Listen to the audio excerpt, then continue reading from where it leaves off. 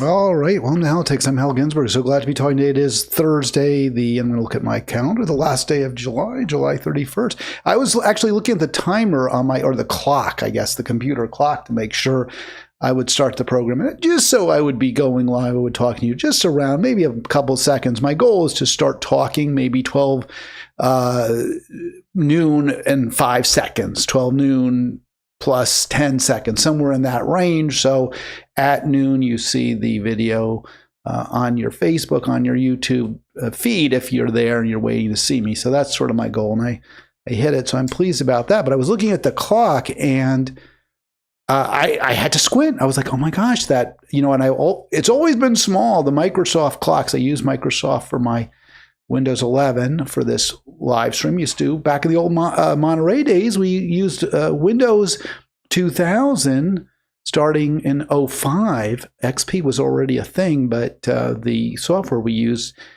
was more stable, performed more stably on Windows 2000 at that point. And I don't know, a few years later, we transitioned to Windows XP. Never left XP, although Windows 7 had came out around, I think around 2010, 2011, something like that. Maybe even earlier. Maybe it was around 07. I don't really remember. We never switched off of XP.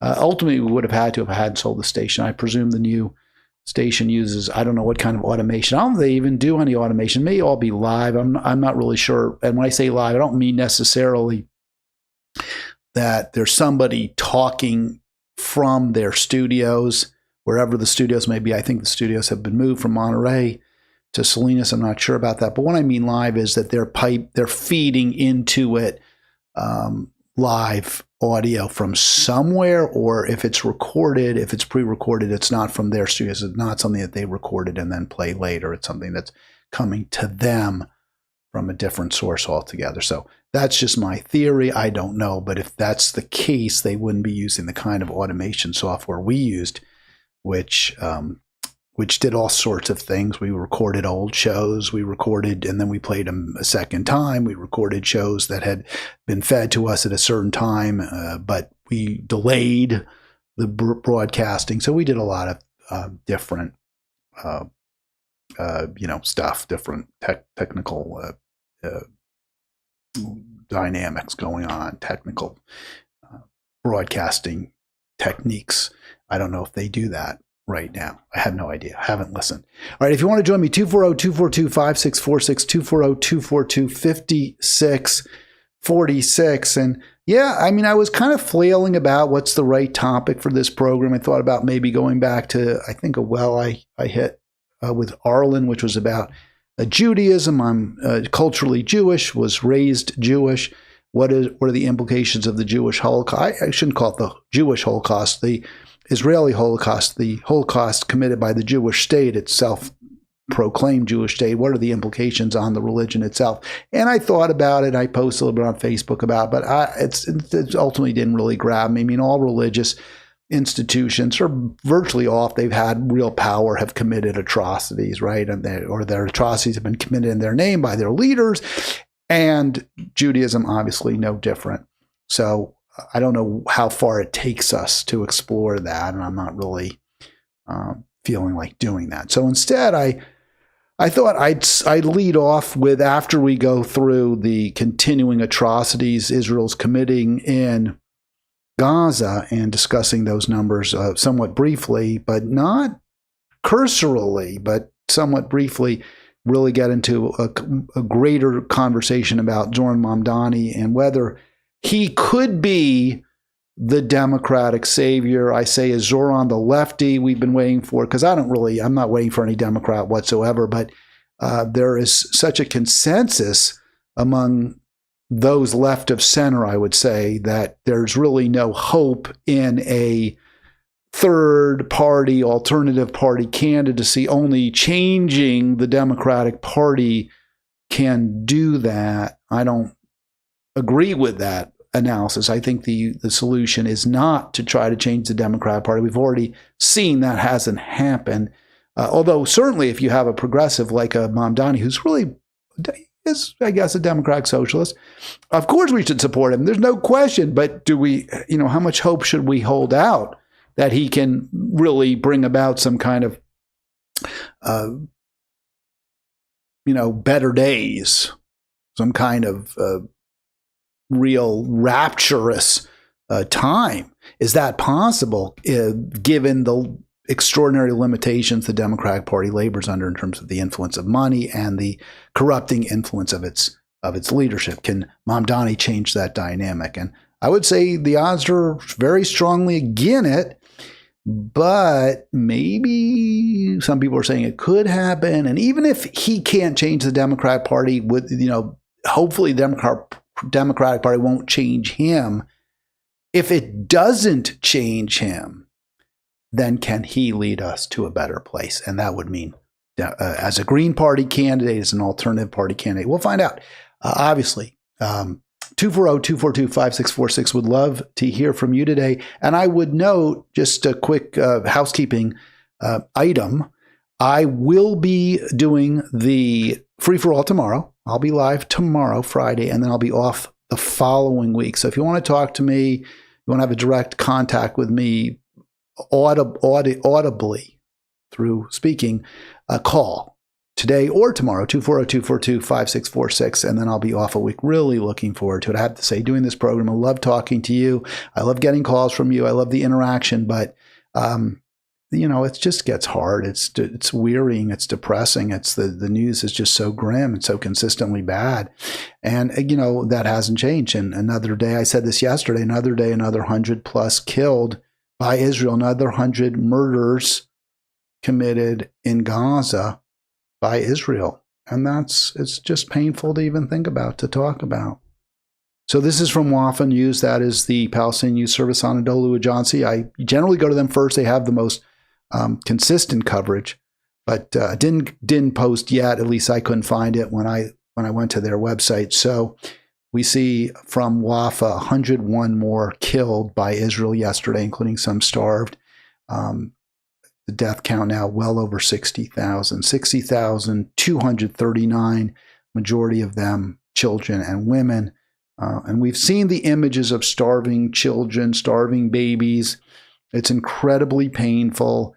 One of those children that was actually on the cover of the New York Times has now issued some kind of a retraction or a clarification that the child, yes, malnourished, but the malnourishment is apparently secondary to a medical condition that is not being treated because of the Israeli blockade, because the siege by Israel, the refusal by Israeli authorities to allow any medical treatment, any medical aid to come into Gaza has led to this child starving. And the New York Times, I guess, thought it was essential that it clarify that, as though, the vast majority of those starving in Gaza aren't starving because of the Israeli blockade of food. Yes, there's others because of the blockade of medicine.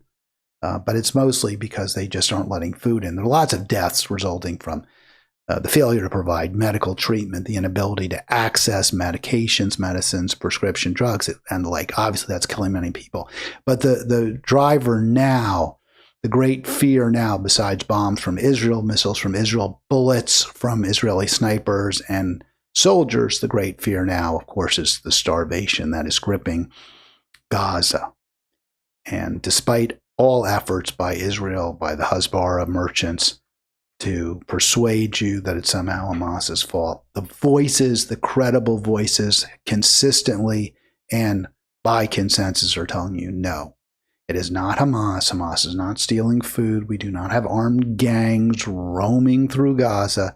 The driver of the starvation is the failure, the deliberate decision by Israel not to let in enough nutrition, not to let in enough nutrients into Gaza. That is the cause of the starvation and the U.S.'s failure to confront that, to take on Israel. That's why Gaza is starving to death. That's why we're reading every day of tens, dozens of people, either who have starved or who are on the brink of starvation.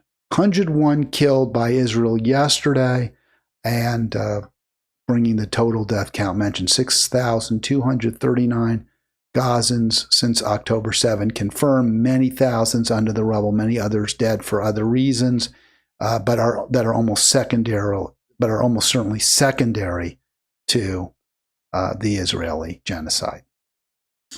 Probably hundreds of thousands at this point. We see over 9,000 now Trump and Netanyahu responsible for since Trump took office. And I upped that number, including likely over 4,500 women and children, because we know the majority of those killed by Israel are women and children. So the total count, over 60,000 confirmed dead, is over 30,000 of them are women and children, many more probably than that. And it puts the lie, right? It puts the definitive lie to the Israeli claim that somehow they're just targeting Hamas. They're just trying to kill militants, as though that would be okay. I mean, remember, Hamas is ultimately, whether you like what they did or not, whether you think it was wrong, whether you think they should never have gone into Israel in the first place, they are ultimately freedom fighters. They are fighting for an oppressed people, a persecuted people. They're morally not the same as Israel. Israel is the oppressor state. Israel is today's Nazi state. All right, join us, 240-242-5646, and hope you will subscribe. Click bottom right to click to subscribe if you haven't yet done so. Click like. Any kind of engagement, always say that, would be welcome. Comments, thanks, greetings, anything to let me know you're out there and to let others know that you're out there. That would help. And I always also want to promote our what I think is a really great resource, our Facebook page, Haltix on Facebook. And that's been growing. You know, I'm happy about that, seeing a somewhat stagnant number of subscribers, but presumably that will grow as well. We hope it will. We've seen a few times when there's been a pause and then the numbers continue to inch up, but we'd love to see them, of course, jump up. That would be the ideal. So please, if you haven't yet subscribed, do so. And if you have subscribed, engage in other ways with the channel, and hopefully I'll persuade you to share with other folks who you think would appreciate exactly what we're trying to do here. We'll just build a consensus, build solutions, come up with answers to the thorniest problems we face. One of those is we don't have a political party that represents the poor, the struggling, and the working class. We don't have a party that's even neutral when it comes to the challenges that the poor, struggling, and working class face in this country and around the world. Instead, we have two political parties that are hostile, actively hostile to the interests of poor, struggling, and working class people. Can we change that together? That's the goal. That's why I do this. That's why I've done this for many years, actually. All right. In Israel, just a little bit more, said that we weren't going to treat this topic cursorily, but would really address it. And so I mentioned the starvation there. And here's what the UN has to say. This is Dateline yesterday, July 30th.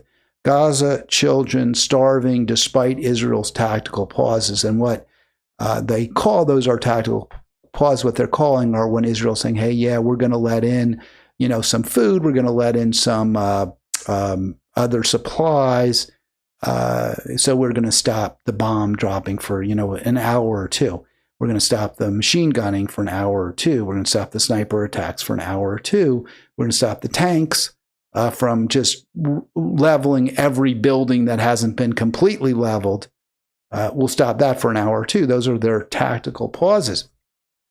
The tactical pauses obviously are fake. They're performative. They're BS, because the actual numbers of people killed by Israel is going up on an average basis, right? I mentioned another day, another 100 or so killed Gazans. And, a year ago, even 6 months ago, I guess we were in that pause when the killing had stopped. But a year ago, 4 months ago, 2 years ago, we would see numbers of 50, 60, 70 dead in Gaza. And now we're seeing numbers in the hundreds or over 100. And that tells me there's no such thing as a tactical pause. There's just ongoing slaughter by Israel.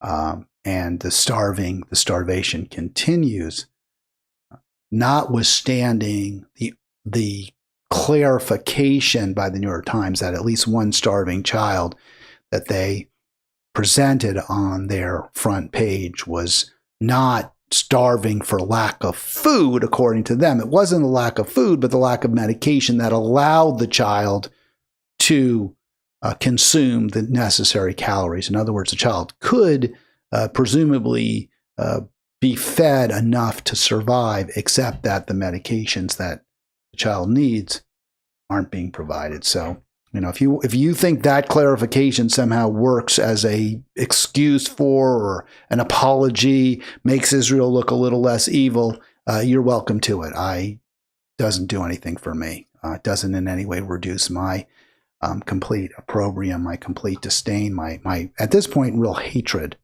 right? Hatred for what Israel is doing, and really for the country itself, the nation itself that refuses. Now, if the Israeli people were under some kind of authoritarian rule, if they were being dictated to, if there was a Hitler.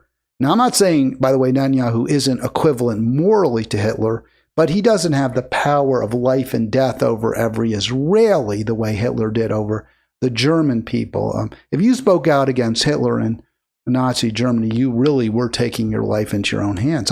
In fact, when I was in Germany last year with my son, we went to the Gestapo headquarters in Cologne, and also I went myself, not with my son, to the Gestapo headquarters in Dusseldorf.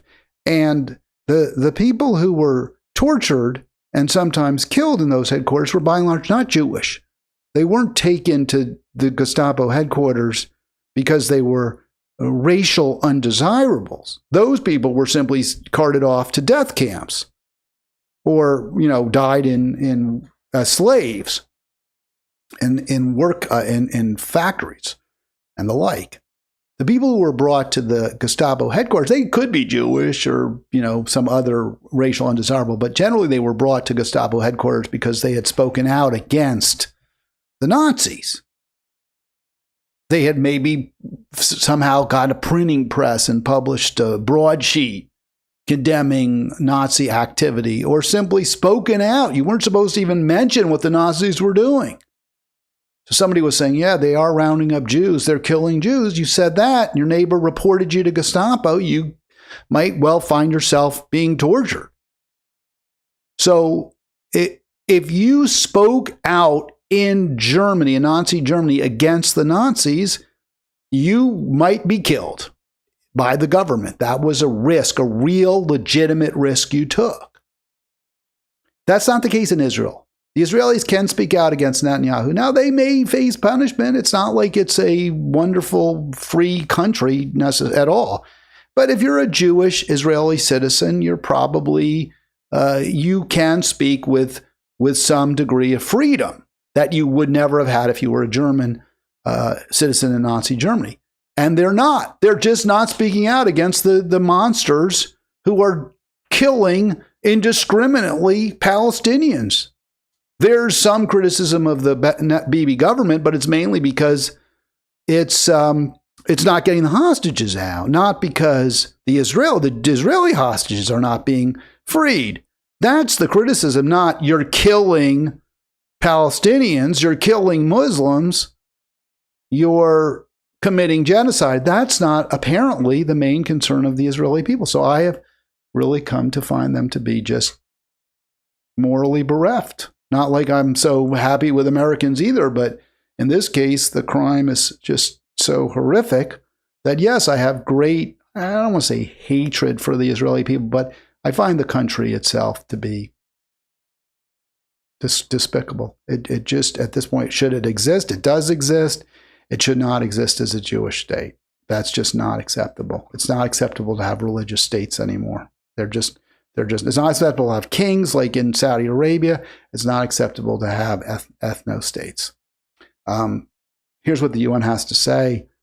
More casualties among those seeking aid and deaths due to hunger and malnutrition. Parents are struggling to save starving children.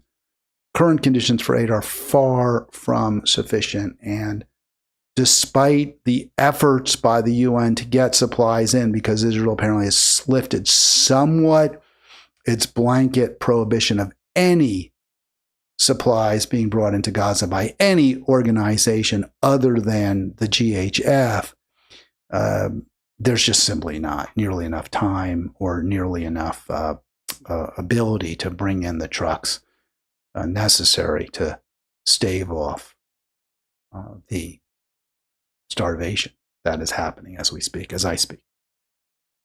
So this is obviously existential crisis. This is one of the worst things we've seen that humans do to each other. It's happening right now. Israel's responsible. The Democratic Party hasn't been able to stop it. The Democratic Party is complicit. We're going to talk a little bit more about that. But before I get there, we'll go to the Democrats in a moment. And we're going to actually go to the Democrats now because Mamdani's a Democrat.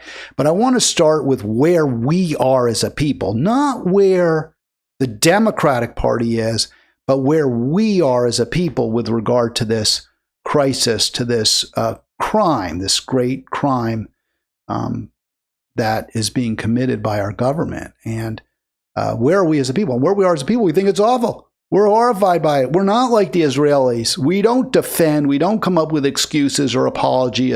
Some do, obviously. But by and large, the American people want this to stop. They want Israel to stop. We do not sympathize. We do not condone or excuse Israel's actions. And you can see this most obviously by our voting in the last election. Well, you see it in 24. Why did Kamala lose?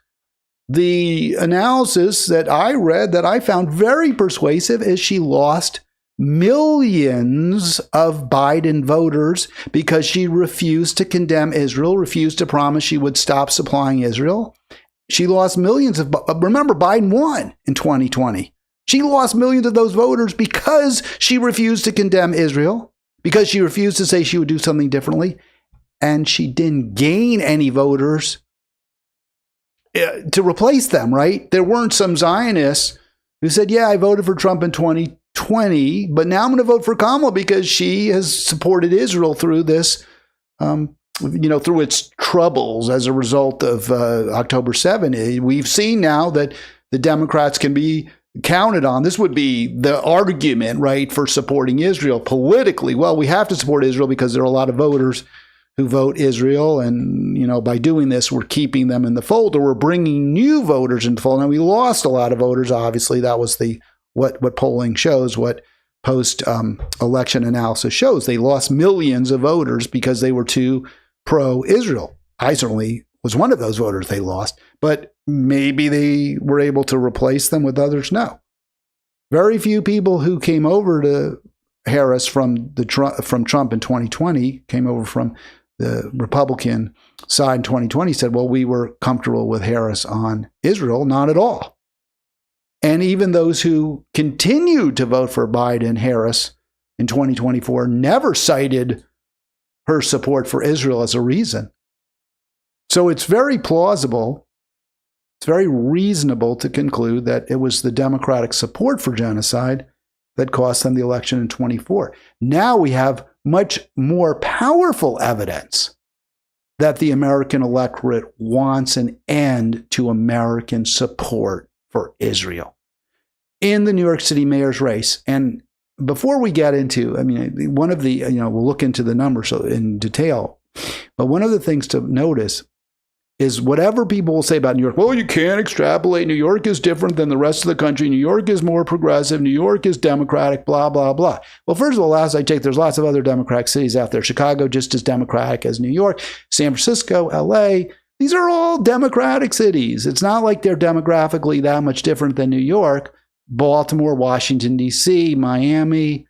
I think now Houston and Dallas. Certainly Houston. I think those are both democratic cities. Maybe San Antonio is also. So Texas, right? Texas is a Republican state, and the cities are just barely blue. They're pale blue, and the heartland in the Lone Star State is dark red. So, the slight blue majorities in the cities is outweighed by the large conservative or Republican majorities. But even so, even those cities, even in Texas, Phoenix, right, Maricopa County, these are all Democratic. And even those Democratic cities, they don't have nearly the population of Jews. The Jewish population in New York City, not only absolutely large, but as a percentage is very, very high as well. And yet, even in that most Jewish of American cities, New York City, it was Mamdani's support for Palestinians, not for Israel, not for the Jewish state, support for Palestinians that put him over the top. It was a big part of it, not the only part, but a big part. So let's explore that. Remember, Jewish support followed Mamdani's criticism of the Jewish state. Is the Democratic Party listening? Is the Democratic Party willing to now, well, gee, maybe we shouldn't be so pro-Israel? Well, that would be the case if their support for Israel was purely political, purely based on reading the room and concluding that in the past, most Americans, or there's a political price to pay, will lose votes if we are outspoken against or critical of Israel. But that ultimately isn't why they support Israel. They don't support Israel because of they think voters like Israel. They support Israel because they're afraid of AIPAC, because of the money that AIPAC gives them. They like the money they get. They're afraid of being targeted by AIPAC. And I get it. It's understandable. They're creatures, they're self-interested creatures. But the response then has to be a united front by Democrats. Don't let them pick us off. Don't let them pick off Cori Bush or Jamal Bowman. All of us together are for the Palestinian people. All of us together are against the genocide. That's the right response by the Democratic Party when you see that supporting Israel cost Kamala Harris, likely the White House, put Trump in power. When you see that Zohran Mamdani was able to defeat Cuomo and all the other Democrats because he was outspoken in his opposition to Israel. Number two in that race, Brad Lander, was also one of the least supportive of Israel. If the reason that Mamdani won isn't because New Yorkers like his policies as much as they just find Cuomo reprehensible, and that's part of it, right? The big name in that race, the big kahuna, Cuomo, is obviously and rightly a non-starter for most New Yorkers at this point. And that's good. That he should be a non-starter. No one should consider voting for him.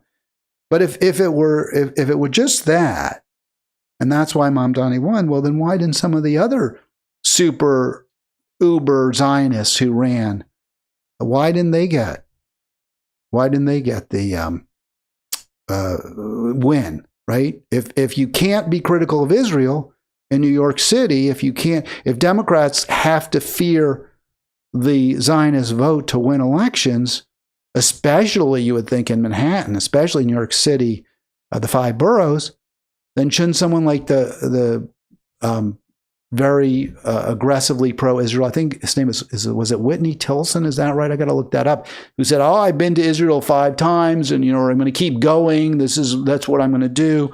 I think that was the guy's name.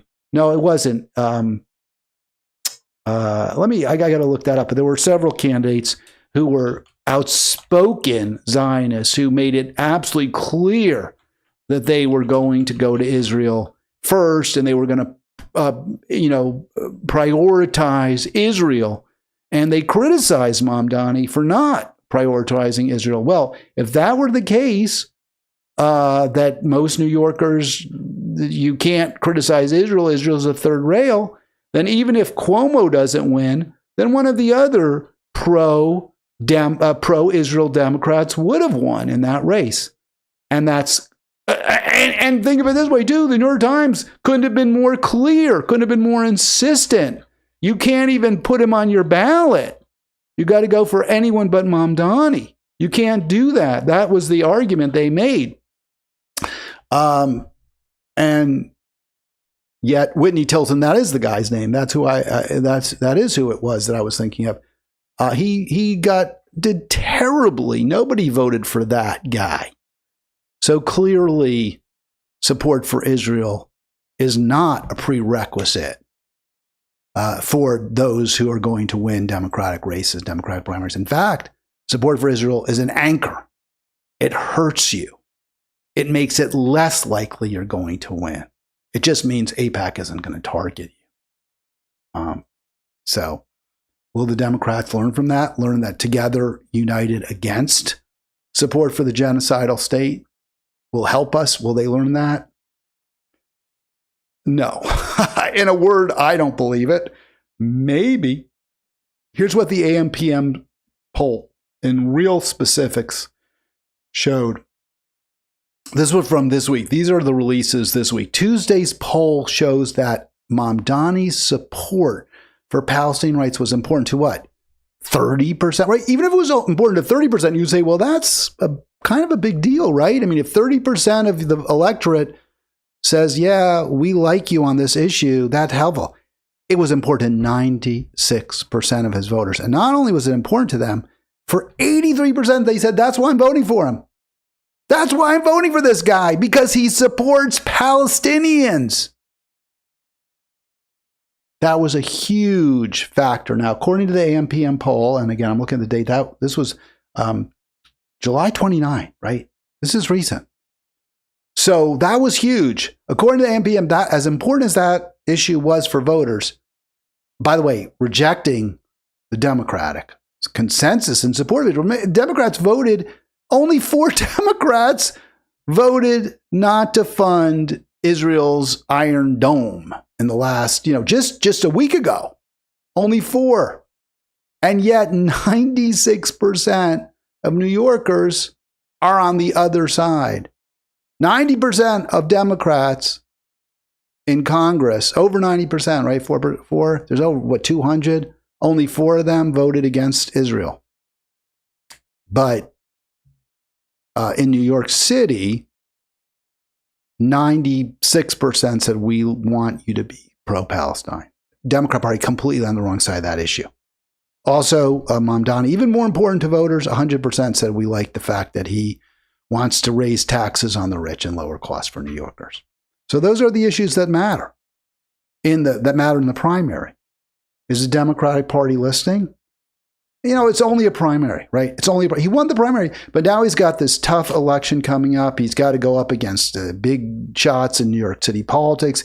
Eric Adams, the mayor, albeit very injured, wounded by his own, stabbed himself in the foot many times, cut his own throat by his corruption.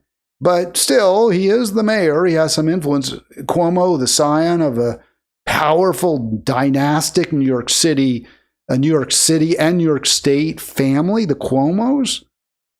He's also going up against Curtis Sliwa, the guardian angel, longtime fixture in New York City politics and on the page 3 of the New York Post.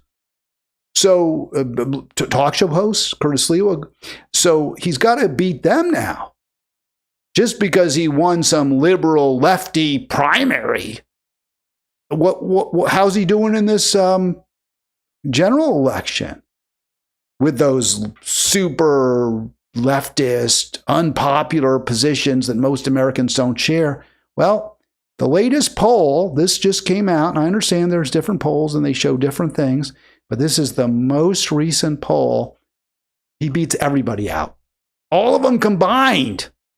He's got over 50%. Zohran Mamdani now, even with, against Sliwa and Adams and Cuomo, and I think there's somebody else too. There's a 4th. Even with all of them, he's got over 50%.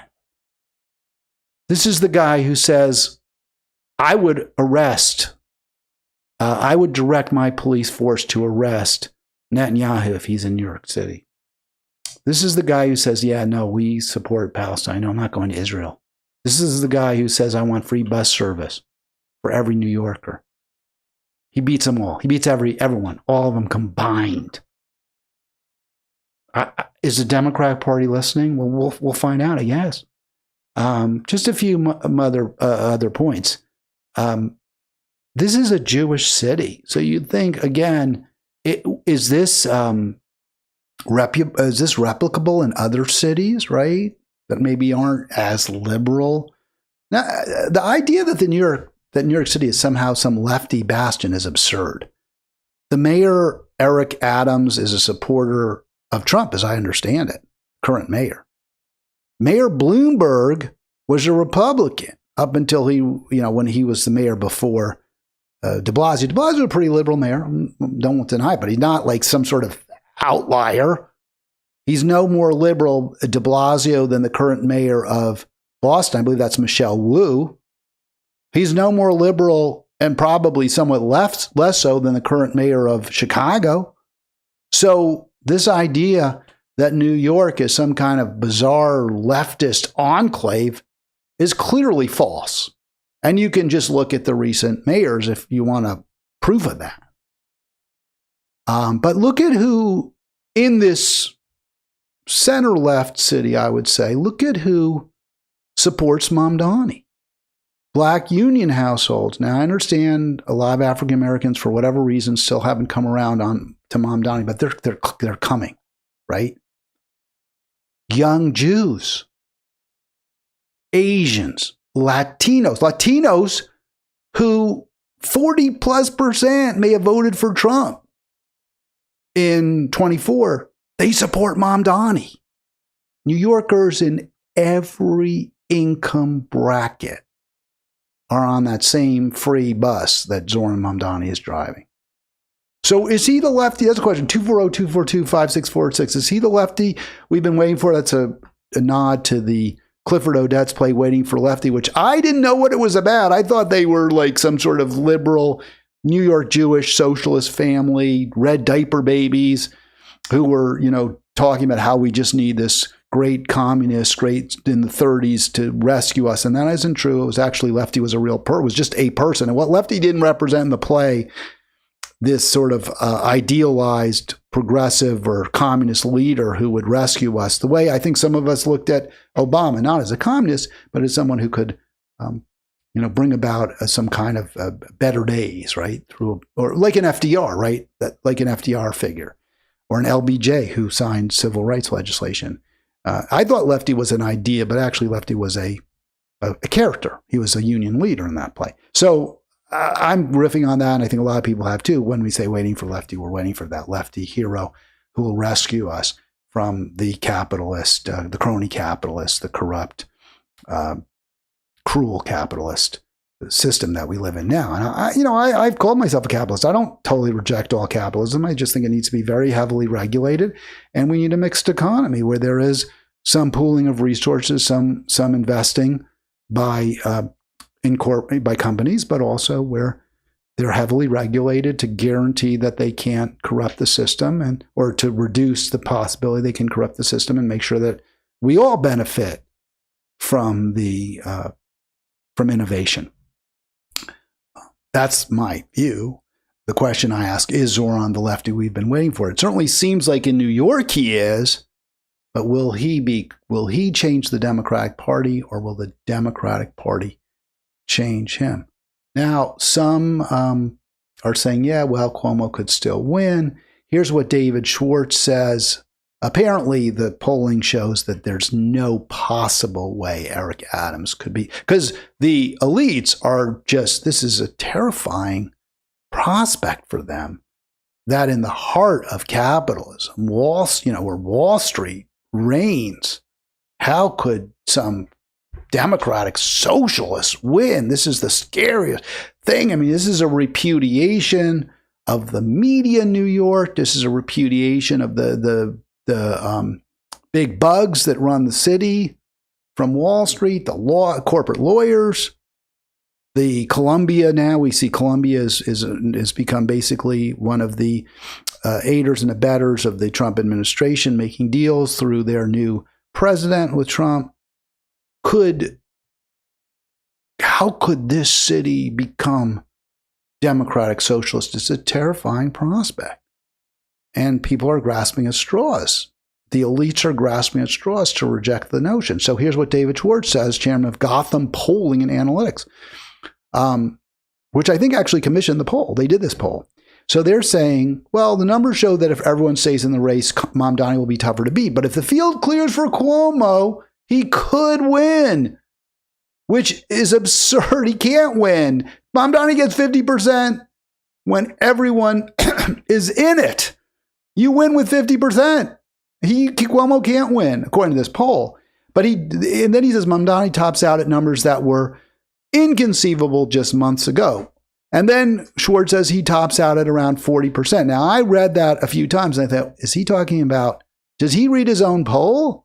Did Schwartz read his own poll, which says, actually, it's Zenith polling. So this isn't Gotham's poll. This is a Zenith poll. So I'm like, did Schwartz read Zenith's poll? Because it's not Mamdani who tops out at 40%. Mamdani's over 50%. It's Cuomo who tops out at 40%. You can't win with 40% if it's a head-to-head. You're not going to win. So I don't get it. There's no way. He's saying, well, if turnout's a factor, we'll get more people voting, if this and that, if college students come out, then, Mamdani wins. Maybe we can suppress it. But it's all just hopium that he's smoking there.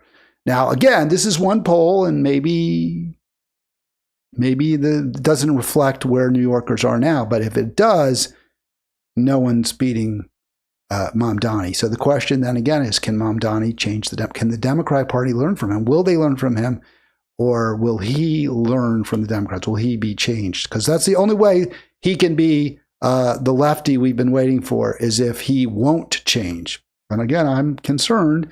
He did meet the billionaires behind closed doors. He did say he's going to discourage globalized intifada. I don't know. It's a little thing, but it's something that's a little bit worrisome.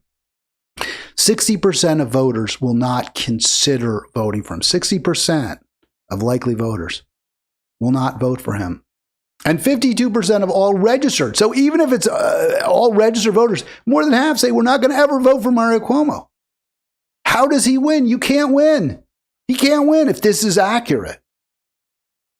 They're grasping at straws. This is a complete, assuming there's anything accurate about this, a complete repudiation of New York City media elites.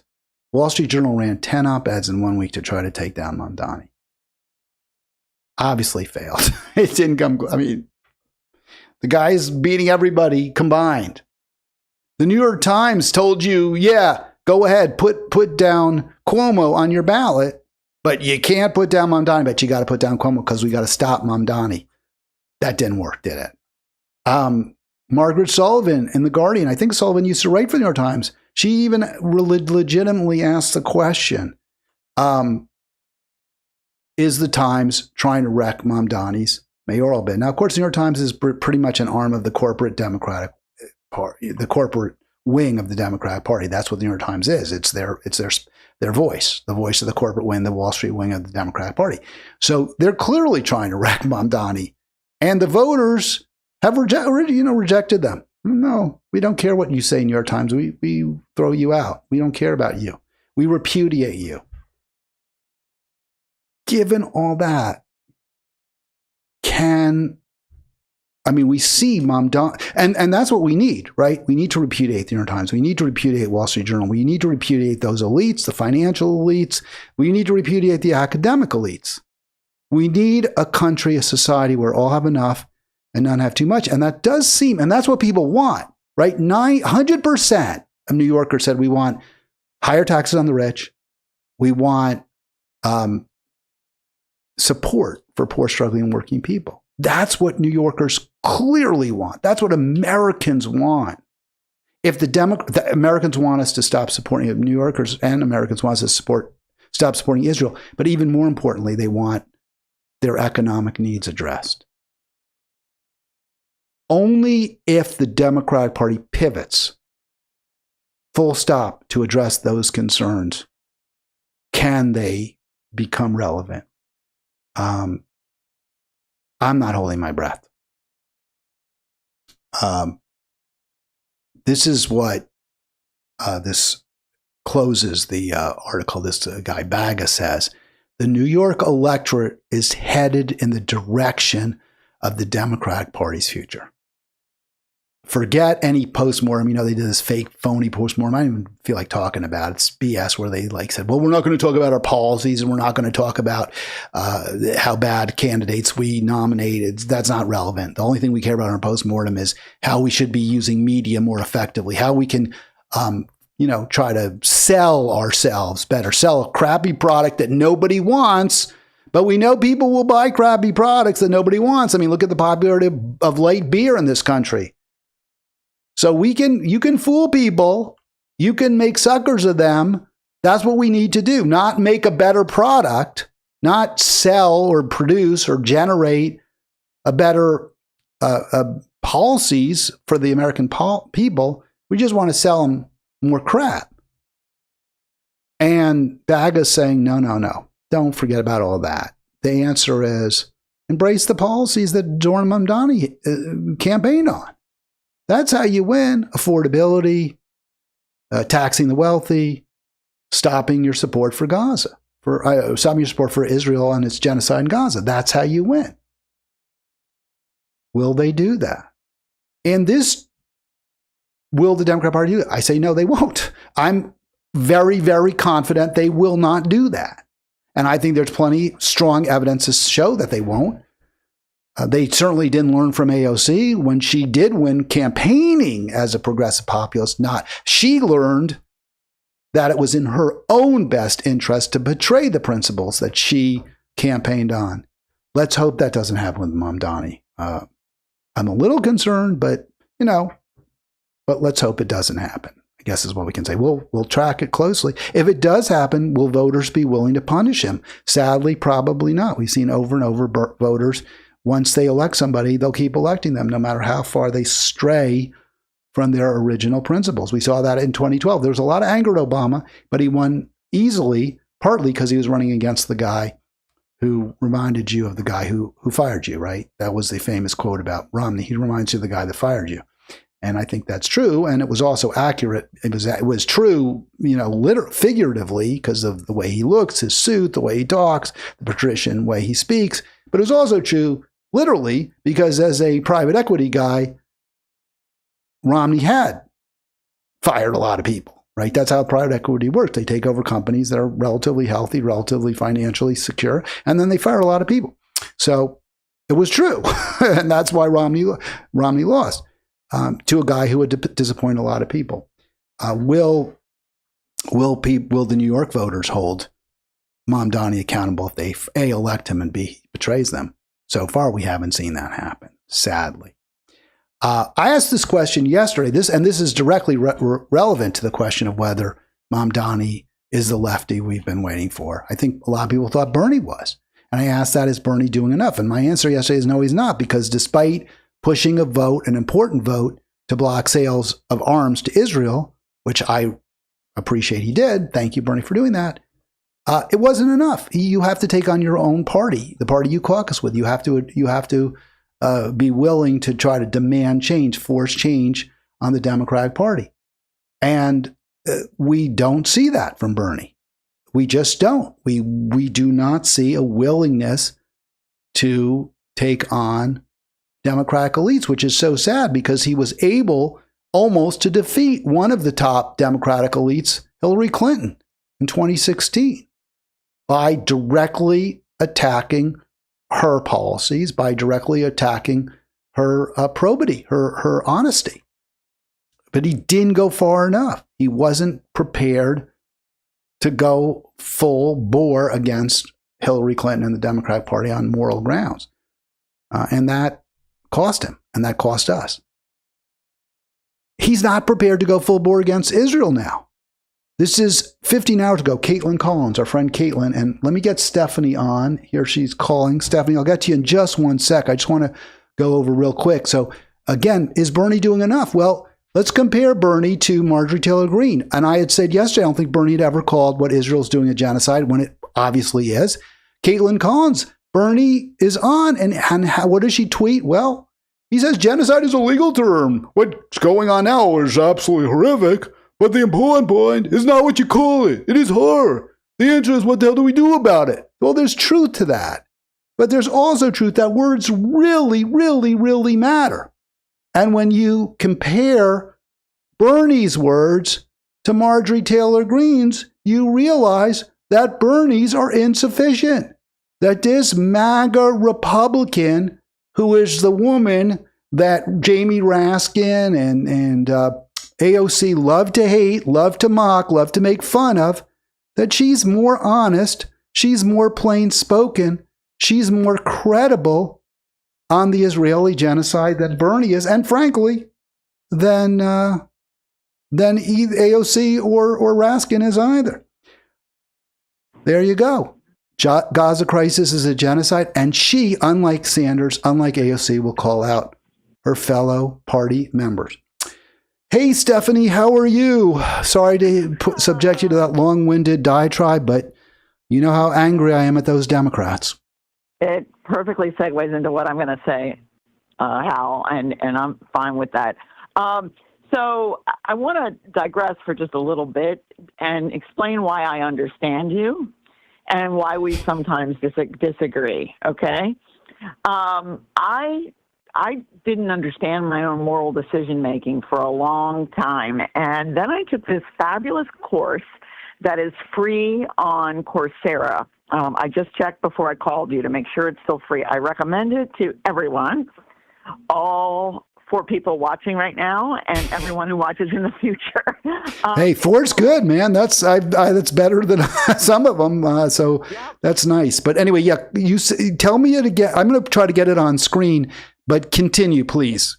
Yeah, it's on the platform Coursera, and that's Coursera, and it's a class that was given by a Yale professor named Paul Bloom, and it's called Moralities of Everyday Life.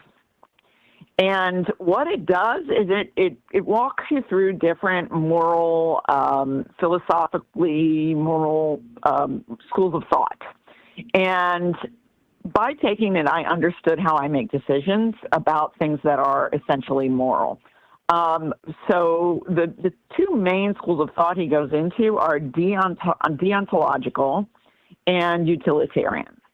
And I'm going to grossly simplify this by saying deontologists, in which I would place myself and yourself. Let me just interrupt you because I just want to understand this. What is the word, ontology or deontology? Deontology. So it's DEONTOL. Okay. I don't know what that means. I'm not really sure what ontology means either, but I'm going to look it up, but here's the course. Maybe you can kind of explain it, or maybe that takes too long. I don't know. Well, I'm going to explain it, and you tell me if I'm taking too long. But I do commend it to everyone because it explained to me why I sometimes agree with people who are coming from a Christian fundamentalist perspective. And that was very weird to me, that I found common ground with people on moral issues that politically were very different than myself, and also why I often didn't side with other Democrats on issues, and I often would get so angry about their failure to recognize when something was just at basis immoral, okay? Because they use utilitarianism to justify a lot of things. Yeah, that's the class. Exactly. You've got it. So basically deontologists are a little rigid morally in the sense that we believe, and I'm going to say we, but I'm going to caveat this for myself because I think I'm a little bit more utilitarian than you are, which is where we disagree. Deontologists are just like, this is what's right, this is what's wrong. You've got to support what is right, this is what's right. Some things are just wrong. You never do them under any circumstances for any reason, okay? Utilitarian will be like, well, choices should be viewed, from their impacts in the longer term. So you could do something that's arguably immoral, but if in the long run it achieves the greater good for the greater number, that's the course to take. So even if it hurts some people by doing something that is arguably immoral, if in the long run more people benefit, I'm okay with it. okay? Or not even more people benefit, but rather my people benefit, or people I identify benefit, or people I believe are superior benefit, or my species benefit. So there's a lot of logical groupings that go into being a utilitarian, where you essentially say, sometimes lying is not wrong. Sometimes stealing is not wrong. Sometimes stealing the primary from Bernie to put Hillary up is not wrong, because we believe that's what's in the best interest of the American people. So even if that act is on its face immoral, it's what we support because we think that Hillary needs to be president to save America, okay? So you and I tend to the deontological, which is there's just shit you don't do. And we will not do something that is immoral, even if, irrespective of what the long-term, prism is. I think I'm just a little more utilitarian than you are, because you and I tend to disagree on, for example, matters of affirmative action, like your logic the other day about the women's basketball and all of that. I'm not going to get into arguing that with you, but I believe that your purest view of why they don't deserve to be paid at the same level is deontological. And my view, when I question myself on it and interrogate myself on it, actually does break to the utilitarian on that one. So there are some times when I find myself breaking with the utilitarians, even though I am usually deontological. All that is to say, and it's... So wait, I want to this is so fascinating to me, and I just, by the way, put on screen, I'm listening very closely. I let you speak without interrupting because I was fascinated by everything you said, Stephanie. This is the kind of conversation I personally really enjoy. Maybe others don't as much, but I just did put on screen the definition, according to AI, of deontology. Deontology is an ethical theory that focuses on duties and rules, which is exactly what you said, but I'm just going to read it out because I think this kind of maybe clarifies a little bit. Duties and rules to determine the morality of action. So as you said, you don't look at the results, right? You don't look at the impact of pursuit or of following those duties and rules. You just say we don't lie. One rule: lying is wrong, period. Therefore, when you are called to speak, you are required to tell the truth, even if the result of speaking that truth could hurt people. So that's deontology. And utilitarianism is, well, you have to say what will happen. What will be the result if I follow this rule? Will this ultimately lead to what I want? And I think both of us want the same thing, right? We want the most good for the most people. I mean, I always specify even more clearly, I want a society where everyone has enough and no one has too much. Right. But see, here's the thing, that definition, the most good for the most people, is typically the definition of utilitarianism. And when they pursue the most good for the most people, they're willing to compromise their morals to attain that. Right, exactly. And that's where I think you're saying I'm more of a absolutist when it comes to morality. I would say you don't lie no matter what. You might say, well, I'm not saying this in this specific case, but that's the difference. If I were more of a moralist and you were more of a utilitarian, I might say, well, lying is wrong, period, don't lie. You're saying, well, in some cases you have to lie. I'm not a utilitarian. I'm more of a deontologist like you.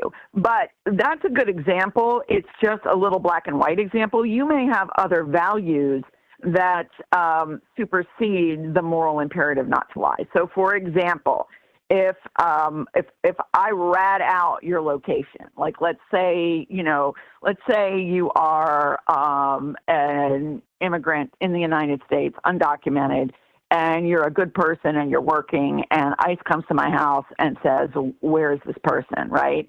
Like, that might be a case where I would lie, not out of utilitarianism, not the greatest good for the greatest number, but rather because I believe it is morally wrong for me to rat you out to ICE, and lying is the higher moral path to take. So I'm just saying it isn't entirely black and white. It's based on your own moral code. It can be a very personal thing, and that's why I said, like, I found that I ended up siding with some people who are like Christian, conservative Christians over some things, and I was flabbergasted that I saw how they saw in some cases.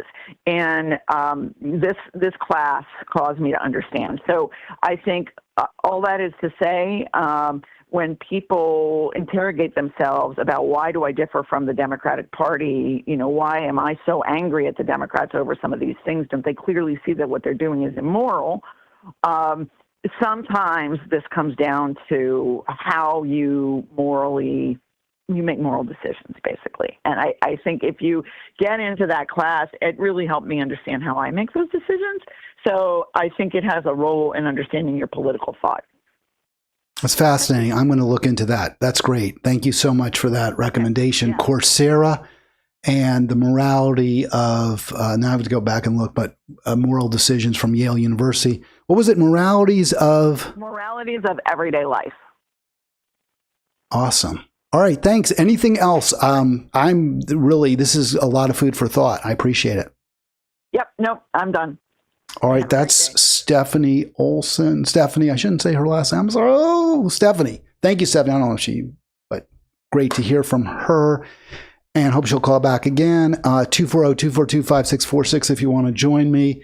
The issue of paying WNBA players the same as NBA players, I don't know if I look at it as exactly a moral issue. Maybe to a degree. I think of it more of a market issue.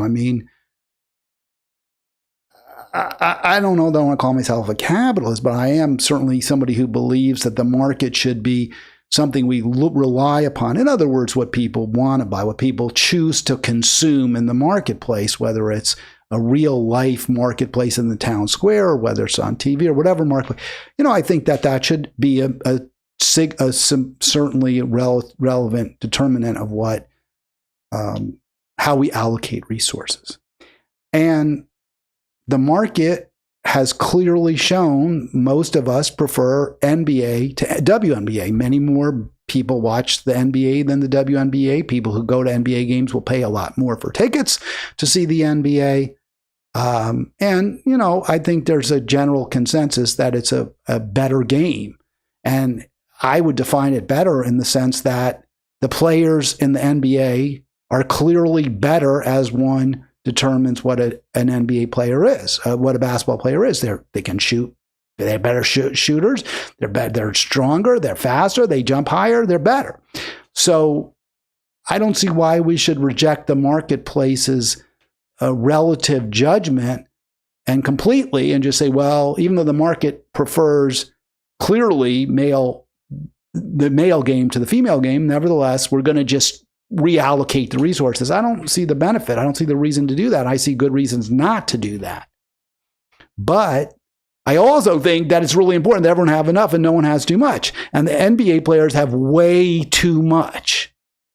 When I say way too much, they have much more than they'll ever need to live a decent, comfortable life and to feel economically secure. And by them having so much, everyone else has less. So, because there's a finite amount of resources out there. So therefore, we should reallocate through the tax code, through various policy proposals, decisions. But I wouldn't redistribute to the point where because you're a basketball player and they're basketball players, you get the same amount. That's not how I would do it. I don't know if that's ontology. I don't know if that's morality. That's just, I think that actually kind of is utilitarianism. That's how I would see it. But that's just me.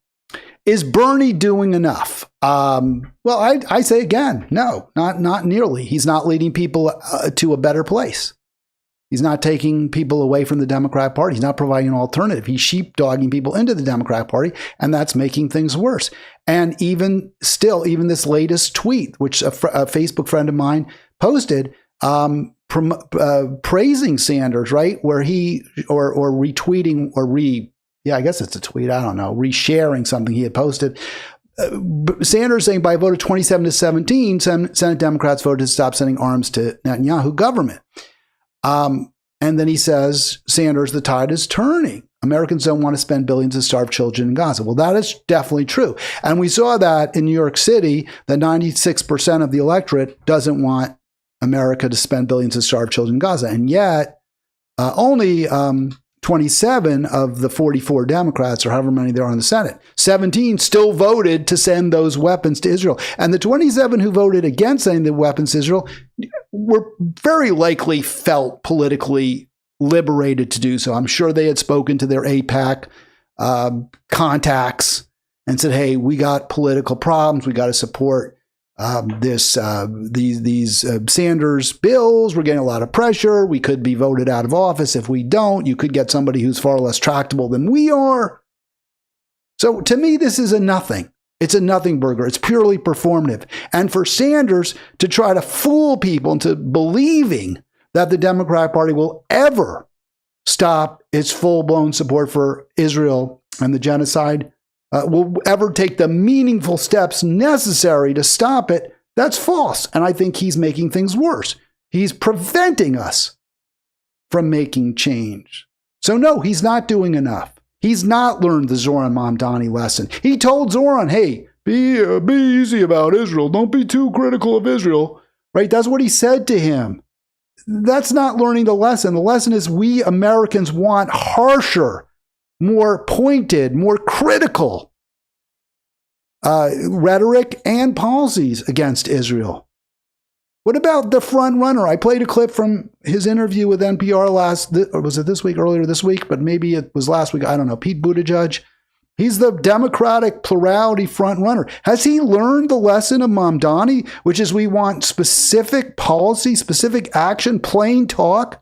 What did Mamdani say? Yeah, I would arrest Netanyahu. That's not mealy mouth.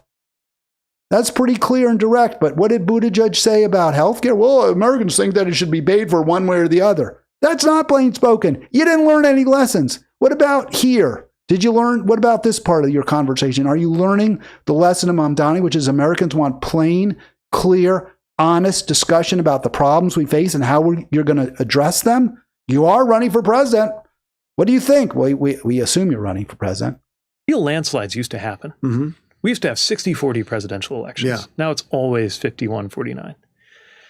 We should aim much higher, especially because most of our policies actually have 60-70% support on most of it. All right, so he says that. He says that the Democratic policies have 60-70% support. The problem is he doesn't tell us what those policies are. And I have no idea what they are. What policies? Are you for Medicare for all? No. So is that a Democrat policy? I mean, there are some Democrats who support it. What about cutting off aid to Gaza? That's got huge support. 8% of Americans support the genocide at this point. 8% of Democrats do.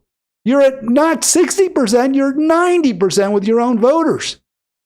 So what are these policies? You're saying, oh, we're so popular. Our policies are so popular, we need to promote them. What are those policies? You don't tell us, Buttigieg. You don't, because you don't have any policies. You name it. Taxes, healthcare. He says, okay, taxes, healthcare. But what are your policies on taxes? I don't know what the policies are of the Democratic Party on taxes. You haven't clarified. How high should they be? What should the top marginal tax rate be? Healthcare, you didn't say what your healthcare policy is. So again, I'm completely at a loss. You're saying your policies are more popular, but you don't tell us what they are. Stuff like marriage or background checks on guns, where we've been a little bit afraid of our own positions. Like most people are with us. All right. So, I mean, it's just nothing. There's not a full, clear description of what Pete Buttigieg stands for. What about Elise Stefanik? I mean, because he said we support what, higher taxes? So here's another Democrat. She was on Crystal Ball's program, right? We're looking for Elisa Slotkin, one of my least favorite Democrats, obviously Zionist. But to give her credit, she did go on their program. So she's going to take on, right? Because the policies are popular. We heard Zoran's policies are popular. What about Slotkin? I don't think it's hard to miss those hot takes. I can have plenty of disagreements with what I've heard Mr. Mamdani propose, and I do. But that message coming out of that election... What do you disagree with? Just, my family was a fourth generation hot dog business. A fourth generation hot dog business. So I'm trying to understand, what does she mean by that? Does that mean like her great grandfather started a hot dog business or something and made enormous gobs of money? Or was she? Did she work in the family hot dog business? What hot dog? Did they make hot dogs? Do they sell them? I'm trying to understand. I don't know what that means. But regardless, she's a fourth-generation hot dog business. And because of that, she opposes what? Because we live the American dream through capitalism. Okay. So her family got rich, is the bottom line. She completely fails to learn the lesson of Mamdani, which is Americans aren't concerned about Wall Street. They aren't concerned about the people who are living the American dream. We're concerned about having enough for our families. We're concerned to be able to pay the rent. We're concerned about health care. So, no, she's a Democrat. You just said, Pete Buttigieg, that Democratic policies are popular. She just rejected these incredibly popular policies that Zohran Mamdani is pushing, and she's a Democrat. So, like a lot of free stuff, to me, is not the answer. It's so condescending. Free stuff. You mean like healthcare? You mean like being able to get to your place of business where you work? We're not on free stuff. It's so frustrating. It's such a complete belying. What she's doing is completely belying what Buttigieg said, is that Democrats are for popular things. That's not the case. They're not. And you can hear it in Alyssa Slotkin. And she's for funding Israel. It's clear Democrats aren't for what's popular. All right, so that's, there's that video. Let's play one more. This guy's known, Andy Bashir, supposed to be more populist, right? He's where the American people are. He's a governor, not a state, not a senator. He's not in Washington, so he's a little freer from the taint of K Street, the lobbyist. He's there in Lexington, Kentucky. So what does he have to say? What is his? And this is again breaking points, and they are just gonna. I don't have the quote from Bashir, but they show that even the so-called populist Democrat that the New York Times has lauded as the future of the Democrat Party, he's not where the American people are. His policies aren't popular. He isn't standing with for example, the people of Gaza, who are the ones that Americans sympathize with and want us to support. Just disgusting cowardice that people are rightfully rejecting, like across the political map. Certainly Republicans, obviously, they're not going to be supportive of Democrats, but independents and even the Democratic base are like, no, like you stand for nothing. You have no principles. You are sold out. And, we deserve better. Like we deserve to have at least one party that's against genocide. Yeah, I really wish that wasn't too much. What I don't get is where the opportunists don't come with this. So you have Andy Bashir. He just gave an interview to Vogue. Yeah. And he said, I believe when someone is an ally, when you disagree, you don't do it publicly or through the media. So this is exactly what Alyssa Slotkin said, right? Israel's our ally. We don't embarrass them. We don't shame them. They're committing genocide. Well, behind closed doors, we'll wring our hands at them. It's so ridiculous given this, that Pete Buttigieg, who couldn't, even specify particular Democratic policies that the American people support. He couldn't even identify them to say, oh, yeah, where we are is where the American people are. No, you are not where the American people are. Zohran Mamdani is much closer to the American people than virtually every other Democrat. Will you learn from him? Almost certainly not, because learning the lesson of Mamdani means rejecting the big money, the big donors. It means you burn your golden parachute. It means that you're basically going to be middle class your whole life. And you guys worked way too hard, and you kissed too many babies, and you shook too many hands, and you went to too many fundraisers to just live like ordinary schlubs. That's the attitude of the Democratic Party leaders and the rank and file as well. And I'm sure it's the same in the Republican Party. I'm not saying Republicans are the same way. But the idea that these winners, right? They're the winners. They won their elections. They defeated incumbents, or they defeated Republicans, or whatever they did to get where they are. They worked way too hard to have to take their family to like the Olive Garden for a Saturday night dinner. That's not going to happen with these people. So I don't believe that Mamdani will teach the Democrats anything except we've got to cut him off at the knees. We've got to stop this because, my gosh, if people start electing more Mamdanis, they could raise our taxes. They could stop us from trading stocks with insider information.